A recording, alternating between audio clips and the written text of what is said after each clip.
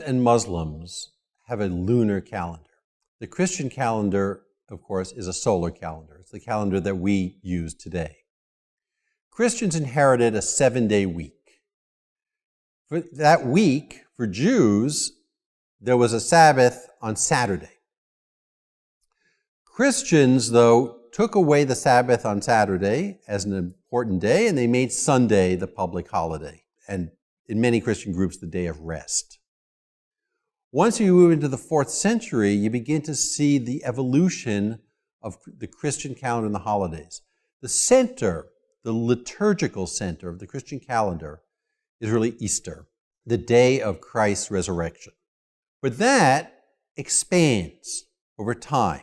So then Easter turns into a Holy Week, right, with a Good Friday, and the whole week becomes holy.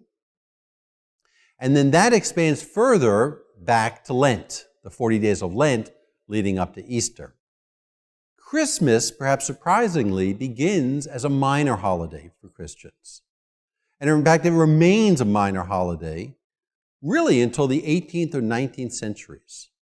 It becomes the day in which Jesus was born. That ends up being a fairly unimportant day for Orthodox Christians. For Orthodox Christians, they'd normally celebrate January 6th as the Epiphany. That is the day in which Christ was revealed to the Gentiles, as embodied in the wise men. So the basic structure of the Christian liturgical calendar is a very simple one, right? There's kind of Easter and what's around it, and Christmas and perhaps Epiphany. But of course it grows. So the Catholic Church adds a number of saints' days, and to the point in which most days of the calendar now have a saint associated with them. There was also a switch or reformation of the calendar. So the Julian calendar that originally Christians used was revised in the 16th century to the Gregorian calendar, which was off then by a number of days. By that time, the Orthodox Church and the Western Church, the Catholic Church, had already split.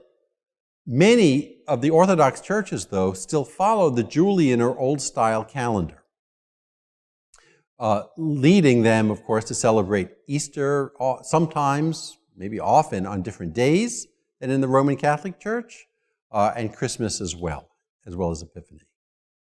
The calendar is highly simplified under the Protestants, who kind of restore it back to making Easter and Christmas the kind of center days, getting rid of most of the saint days.